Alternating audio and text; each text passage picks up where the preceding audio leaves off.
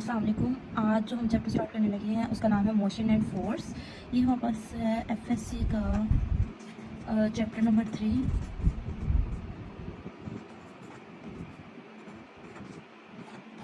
Chapter number 3 हमारे पास, ठीक है। और जो हमारे पास चैप्टर का नेम है वो है मोशन एंड फोर्स, ठीक है। तो इसका जो फर्स्ट आर्टिकल है वो हमारे पास है डिस्प्लेसमेंट। डिस्प्लेसमेंट से हम क्या कहते हैं, हम डिस्प्लेसमेंट को लेते हैं कि कितना फासला तय किया किसी ऑब्जेक्ट ने, किसी गाड़ी ने, किसी भी चीज़ को लेके हम फासले की बात करते हैं। तो सबसे पहले इसकी हम डेफिनेशन देख लेते हैं। डेफिनेशन में आएगा the change in position of the body, the change in position of the body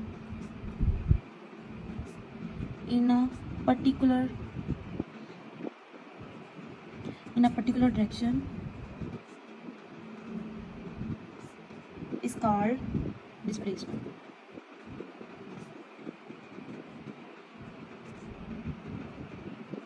देखिए डेफिनेशन देखिए, the change in position of the body, कि बॉडी की पोजीशन चेंज होगी इन अ पर्टिकुलर डायरेक्शन, एक डायरेक्शन के लिहाज से।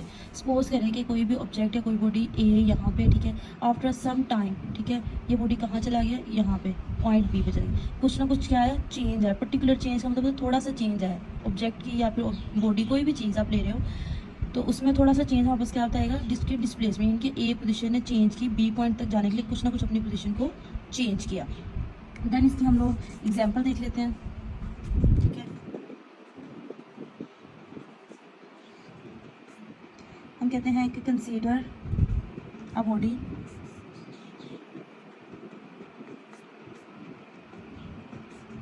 Is at point A having position vector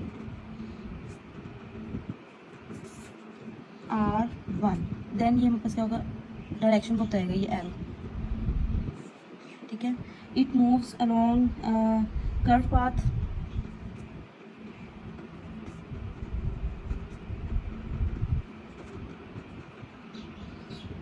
and reach, और कहाँ पहुँचेगा, point B which having positions, क्या होगी पोजीशन आप बताएं। R1 है तो दूसरे पॉइंट पे उसकी पोजीशन क्या हो जाएगी, R2 हो जाएगी, ठीक है। थोड़ी सी मैं आपको डायग्राम से भी शो कर देती हूँ कि मैंने क्या उसकी एग्जांपल लिखी है। आप इसको मतलब इसके एक्सप्लेनेशन में डिस्प्लेसमेंट का अगर क्वेश्चन आ जाता है तो आप पहले उसकी डेफिनेशन लिखिए, ठीक है। उसके बाद आप इसकी ये एक्सप्लेनेशन लिख दें, ये एग्जाम्पल में लिख दें, दोनों में आप लोग कवर कर सकते हैं। चलिए इसे हम इसकी वो बनाते हैं, डायग्राम बनाते हैं। डायग्राम में पहले हम देख लेते हैं कि कोई भी एक्स एक्सिस है, पहले चलिए वाई एक्सिस बना लेते हैं। वाई एक्सिस है, ठीक है, एक्स एक्सिस है, ठीक है। उनका कोई भी ओरिजिन ये क्या है, ओ है, ठीक है। कोई भी पॉइंट जो मूव करेगा पॉइंट ए तक, क्या करेगा, यहाँ से यहाँ तक, यहाँ हम क्या लेंगे, पॉइंट ए लेंगे। तो इसको हम यहाँ से इसके साथ मिला देते हैं, ठीक है। फिर उसके बाद इस पॉइंट ने कुछ पर्टिकुलर फासला तय करना है पॉइंट बी तक। ये भी क्या लेंगे, ओरिजिन से लेंगे बी पॉइंट तक हम लोग, और ये पॉइंट वापस क्या हो जाएगा, डी हो जाएगा, ठीक है। तो यहाँ पे जो इसका हम क्या कहते हैं पोजीशन वेक्टर ले रहे हैं वो वापस क्या है, R1, और जो बी का ले रहे हैं वो क्या हो जाएगा, R2 हो जाएगा, ठीक है। तो इनका टोटल डिस्प्लेसमेंट पॉइंट ए का पॉइंट बी तक जो डिस्प्लेसमेंट आएगा, इन दोनों को अगर हम मिलाते हैं तो वापस क्या आ जाएगा, वो डेल डी आ जाएगा, ठीक है। तो जी सिंपल ये इसकी फिगर है, आप इसके साथ ये इसकी फिगर बना लें, ठीक है। उसके बाद हम यहाँ पे लिखते हैं द डिस्प्लेसमेंट डेल डी, यानी कि अगर इसका फॉर्मूला लिखना है डिस्प्लेसमेंट का तो हम क्या लिखेंगे, द डिस्प्लेसमेंट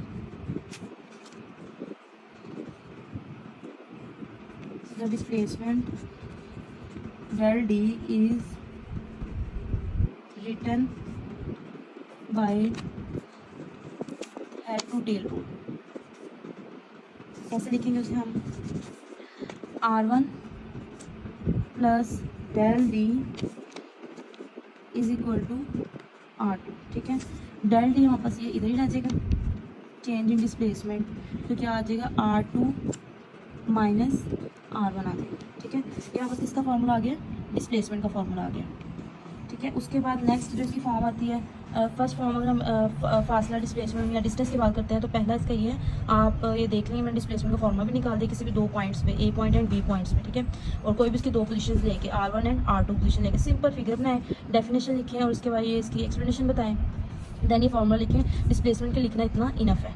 नेक्स्ट जो इसकी फॉर्म आती है मोशन की, मोशन एंड फोर्स की, वो बस आती है वेलोसिटी। वेलोसिटी का फॉर्मूला लिखते हैं, डेफिनेशन लिखते हैं velocity.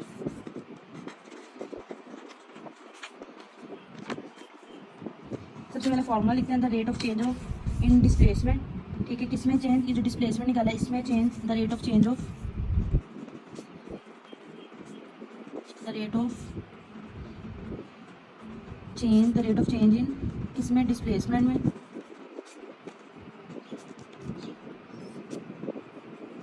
Displacement is called velocity, ठीक है। It is a vector quantity,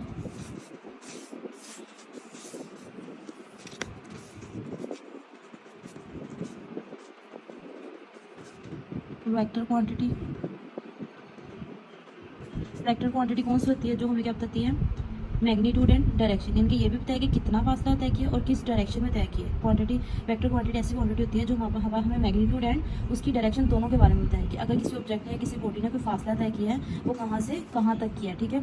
और अब वेलोसिटी का मतलब होता है कि किसमें डिस्प्लेसमेंट में चेंज, अगर ए पॉइंट से बी तक गया है तो उसमें कितना चेंज आया, यानी कि अगर ए से बी तक गया, बी से सी तक गया, और अगर ए से बी तक गया कितना चेंज आया, बी से सी पॉइंट तक गया तो कितना चेंज आया, या फिर बी से लेकर ए तक कितना चेंज आया, यानी कि चेंज इन डिस्प्लेसमेंट हमें क्या बताती है, वेलोसिटी के बारे में बताती है। और इसका हमारे पास जो फॉर्मूला होता है, यूनिट होता है, it's unit system unit, international unit is metre second, metre per second, ठीक है। और इसका फॉर्मूला क्या होगा, v वेलोसिटी, ठीक है, और change in displacement over change in time, यानी कि मैंने भी आपको बताया कि अगर ए पॉइंट है, ठीक है, यहाँ पे कोई ऑब्जेक्ट है, ठीक है, वो मूव करेगा, कहाँ जाएगा, बी पॉइंट तक, ठीक है, फिर कहाँ जाएगा, सी पॉइंट तक जाएगा। ये पॉइंट ए था, बी तक सी तक था, ठीक है। अब हमने पहले देखना है कि जो ऑब्जेक्ट है उसने ए से बी में कितनी चेंज की, फिर बी से सी में कितनी चेंज की है, ठीक है, चेंजिंग आई है वो हमारे पास की है। जो हमारे पास जो डाटा आएगा ना, चेंज ए से बी में, बी से सी में, या सी से ए में, या फिर बी से ए में, ए से बी में, ठीक है, कितना चेंज आई हमारे पास किसके बारे में बताते हैं, वेलोसिटी के बारे में बताते हैं। Change in velocity with respect to time, जैसी बात है कोई भी पॉइंट ए है, बी से जाने में थोड़ा सा टाइम, कुछ ना कुछ टाइम लगेगा उसे बी तक जाने, और बी का सी तक जाने में कुछ ना कुछ टाइम लगेगा। नेक्स्ट इसकी फॉर्म आती है इंस्टेंटेनियस वेलोसिटी, वो देखते हैं। अभी हमने वेलोसिटी की बात की है, अब हम इंस्टेंटेनियस वेलोसिटी, इंस्टेंटेनियस का मतलब होता है थोड़ा सा चेंज आना डिस्प्लेसमेंट में, instantaneous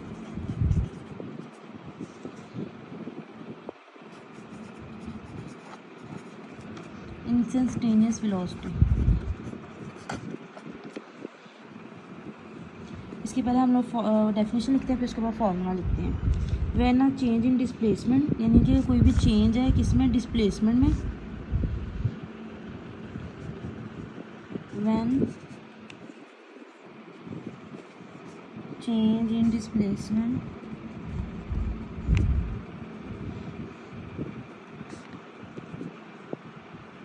when a change in displacement is very small,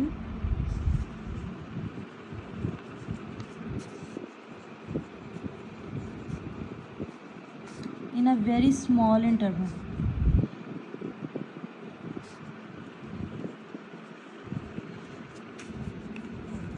of time, वो थोड़ा सा चेंज है, और जो ये टाइम है, such time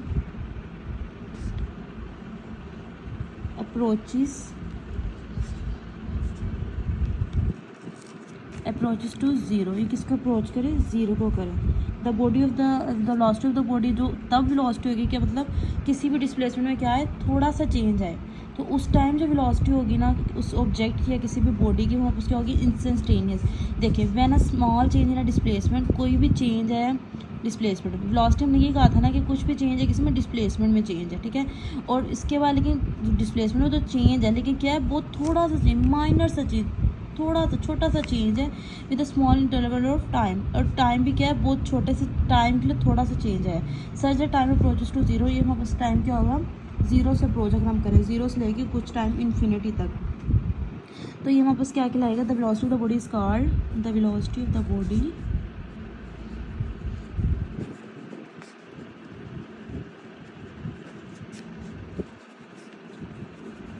is called instantaneous velocity.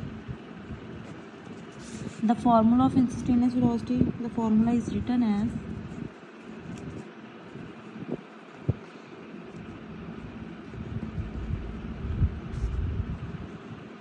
क्या होगा इसका फॉर्मूला हमारे पास, v instantaneous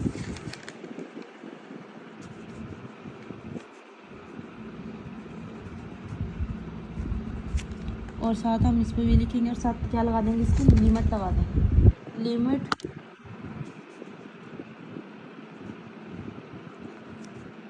del t time approaches to, उसने क्या किया 0 से करें तो क्या आ जाएगा del d over del t, change in displacement with change in time, और हमारे पास जो टाइम है वो क्या है, बहुत स्मॉल इंटरवल ऑफ टाइम है। तो ये हमारे पास किसका फॉर्मूला आ गया है, इंस्टेंटेनियस वेलोसिटी का। ठीक है, ओके जी। नेक्स्ट वीडियो में हम इसकी बाकी जो फॉर्म्स उसके बारे में पढ़ेंगे, जैसे कि हमारे पास average velocity, uniform velocity, acceleration, इसी तरह instantaneous acceleration, average acceleration, uniform and non uniform acceleration, velocity time graph, uniform velocity, constant acceleration, non uniform acceleration, इनके एक्सेलरेशन टोटली फॉर्म पढ़ेंगे। नेक्स्ट फिर उसके बाद इक्वेशन ऑफ मोशंस पढ़ेंगे। अल्लाह हाफिज़।